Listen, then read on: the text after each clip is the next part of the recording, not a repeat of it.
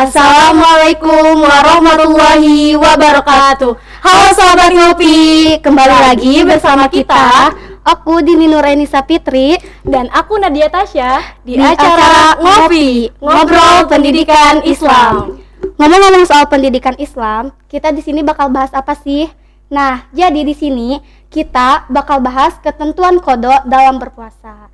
Sebelum masuk ke materi, biar kita rileks gitu ya. Aku mau nanya dong. Nad, gimana kabarnya? Alhamdulillah baik. Puasanya gimana? Alhamdulillah lancar ya, walaupun kadang-kadang ada sedikit godaan buat kayak rasa haus dan rasa lapar gitu. Tapi bisa lah terlewati kayak gitu. Udah ada yang bolong atau batal belum puasanya? Udah ada belum ya? Harus dikasih tahu nih. Harus dong. Kalau untuk batal kayaknya belum ya, tapi kalau untuk tidak berpuasa ada lah ya gitu. Memang sih kayak wajar ya perempuan. Apa sih kayak perempuan seumuran kita nih, kayak apalagi yang udah balik kayak gitu kan, memiliki satu keistimewaan lah kayak gitu. Kalau Dini gimana kabarnya? Baik? Alhamdulillah baik. Alhamdulillah. Ngomongin tentang puasa nih ya, aku mau nanya dong Nad, cara Nadia mengganti puasa yang bolong atau puasa yang batal tersebut tuh bagaimana gitu? Nah jadi Din, bukan hanya pendapat Nadia nih ya, tapi Nadia banyak kayak membaca gitu, ataupun kayak pastilah ada pembelajaran nih tentang menggantikan puasa di kelas ataupun kayak di pengajian atau apa kayak gitu ya. Jadi mengganti puasa itu dalam Islam itu namanya itu mengkodok puasa atau puasa kodok kayak gitu. Menurut Nadia sendiri, mengkodok itu seperti apa atau apa gitu? Nah jadi puasa kodok itu adalah puasa yang dilaksanakan oleh orang yang memiliki hutang puasa, yang dilaksanakan hutang puasanya itu pada saat bulan Ramadan. Nah jadi puasa ini tuh berlaku untuk orang yang mereka itu sebenarnya mampu melaksanakan puasa, tapi karena ada hambatan yaitu halangan ataupun uzur ya, namanya uzur ya. Nah uzur yang mereka alami di dalam bulan Ramadan gitu, jadi sehingga mereka tidak melaksanakan puasa gitu ya. Jadi mereka itu harus mengganti dengan puasa qada kayak gitu. Untuk orangnya nih ya, siapa aja sih yang harus mengqada tersebut tuh, siapa aja? Nah jadi untuk orang-orang nih yang termasuk boleh tidak berpuasa nih, bisa digantikan dengan puasa qada.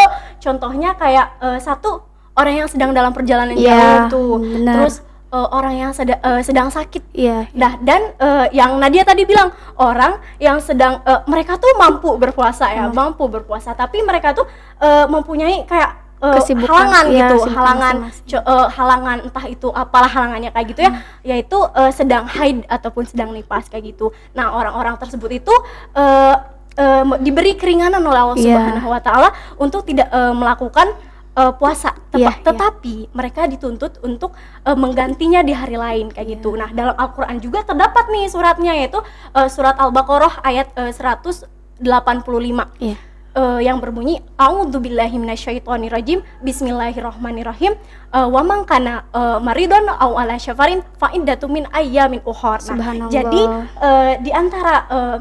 di antara kita nih ada orang yang sedang dalam perjalanan jauh ataupun orang yang sedang sakit, maka hendak melakukan puasa qada di hari lain kayak gitu. Untuk mengqada puasa tersebut itu bisa secara segera atau bisa kapan-kapan lagi gitu. Nah jadi yang Nadia baca nih ada banyak lah berpendapat nih, kayak banyak pendapat kayak gitu. Pendapat yang pertama nih kayak ada nih kayak pepatah atau kayak ada perkataan yang sering Nadia dengar itu, lebih cepat lebih baik. Iya benar. Baik ya. Nah jadi dalam Islam itu ada satu pendapat yang kalau bisa disegerakan lah gitu, disegerakan atau secara berurutan, berurutan. Karena ada dalam satu ayat Al-Quran yang menegaskan kita itu nggak tahu loh besok kita bakal ngelakuin apa gitu. Kan, bener kan? Nggak tahu kan. Terus dalam dijelaskan juga nih, kita nggak tahu kita bakal wafat di bumi mana, kita nggak tahu kan. Jadi artinya tuh kita nggak tahu ajal kita itu kapan, ajal kita itu di mana gitu.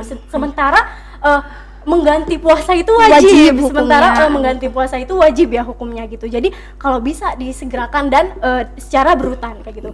Dan ada juga nih pendapat yang lain. Nah dalam Islam itu boleh secara mencicil, itu boleh. Nah, karena memang tidak bisa dipungkiri nih, setiap orang itu memiliki kesibukan, entah itu dalam pekerjaan ataupun dalam hal lainnya kayak gitu. Jadi intinya boleh secara mencicil, asalkan hutang puasa itu tuh telah selesai dia laksanakan sebelum puasa Ramadan itu tiba lagi kayak gitu. Masya Allah banget ya pembahasannya. Iya, Masya Allah banget ya. Tapi gini Nad, misalkan tuh gimana ya, ada orang yang belum selesai gitu melaksanakan qada tersebut, tapi bulan puasa selanjutnya atau yang itunya belum datang selesai, ya, belum selesai. Nah, kalau misalkan belum selesai nih, ada juga beberapa pendapat. Memangnya kayak dahsyat banget loh, kayak pengaruh membaca ya itu ya. Jadi memang kayak banyak banget yang nempel kayak gitu, ilmu-ilmu yang dalam pikiran itu banyak yang menempel. Nah, kalau yang Nadia baca nih kayak yang belum selesai nih, ada orang yang belum selesai berpuasa, tapi bulan Ramadan itu udah datang lagi. Nah, maka dianjurkan nih orang itu tetap melakukan puasanya, tetap asalkan dia itu mengganti puasanya itu setelah mengganti puasa yang setahunnya itu setelah puasa yang sekarang kayak gitu. Untuk mengkodonya sendiri tuh bagaimana? Nah, kalau mengkodonya itu ya berapa harinya itu sesuai sama hari yang dia tinggalkan, ditinggalkan. Tapi sebelumnya kita harus tahu dulu alasan dia kenapa nggak melakukan tidak tersebut, tidak cepat-cepat mengkodo itu, padahal kayak itu tuh wajib loh gitu, wajib banget ya, sebagai syarat Islam syarat banget. Terus itu tuh kenapa gitu alasannya, entah itu apakah alasan itu masuk ke syariat gitu, contohnya kayak memang sakit ataupun contohnya dan lainnya, perjalanan atau apa gitu. Nah, tapi kalau misalkan alasannya karena lalai, nah alasannya karena lalai itu tidak boleh. Dia selain dia dituntut untuk puasa qada, dia juga dituntut untuk membayar fidyah kayak gitu. Untuk fidyah sendiri ini tuh gimana tuh cara melaksanakannya, cara membayarnya gitu. Nah, jadi kita itu harus tahu dulu fidyah itu apa. Nah, jadi fidyah itu adalah memberi makan orang fakir miskin gitu ya. Sesuai dengan kayak pengeluaran kehidupan kita sehari-hari, makan dan minum kita kayak gitu. Nah, kayak gitu. Apa namanya, kalau orang-orangnya gitu yang termasuk orang yang harus membayar fidyah itu gitu, bagaimana gitu.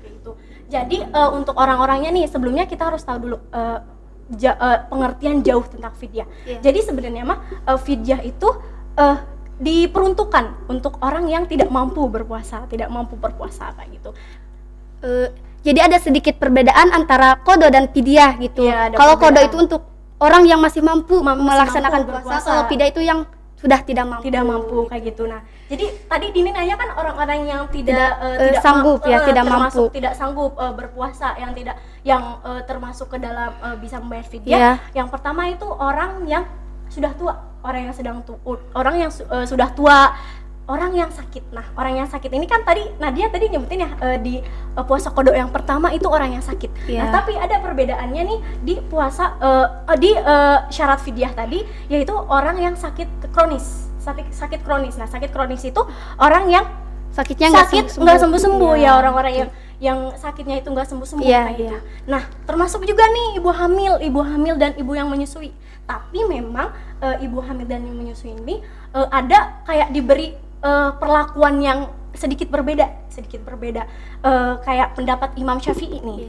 Jadi pas Nadia baca nih pendapat Imam Syafi'i itu kayak ibu hamil dan ibu menyusui itu boleh tidak melaksanakan puasa qada, gitu, karena memang niatnya dia itu khawatir akan janinnya, dirinya sendiri gitu. Nah, maka dia hanya dituntut untuk melakukan puasa qada. Tetapi kalau misalkan nih ada ibu hamil dan ibu menyusui itu, dia itu tidak niatnya itu karena semata-mata mudorot takut kayak janinnya itu nanti bakal kayak gimana kayak gitu. Nah, jadi dia itu dituntut untuk selain melaksanakan puasa qada, dia juga dituntut untuk melaksanakan fidyah gitu. Jadi fidyah itu jadi secara intinya itu fidyah itu memberikan makanan kepada fakir miskin dengan senilai pengeluaran yang biasa kehidupan sehari-hari yang dikeluarkan kayak gitu ya. Nah itu sahabat ngopi, sekilasan tentang ketentuan berkodo dalam berpuasa. Jadi intinya mengganti puasa itu wajib ya dengan cara mengkodo ataupun dengan membayar fidyah. Masya Allah banget ya, gak kerasa saking seru dan Iya, saking detailnya seru, gitu saking udah di detailnya akhir kayak pembahasan. Sebelum aku tutup pembahasan kali ini, ada pesan dari Nadia gak buat sahabat ngopi di rumah? Jadi untuk sahabat ngopi, pesan dari Nadia, kan sekarang lagi bulan Ramadan nih, kayak semangat puasanya, terus kayak tetap istiqomah, terus lakuin hal-hal yang positif nih. Jadikan bulan Ramadan ini sebagai bulan penuh ampunan. Iya, Jadi memperbanyaklah rajin-rajin sholatnya, rajin-rajin baca Al-Qur'annya, tingkatkan lagi lah intinya mah kayak gitu.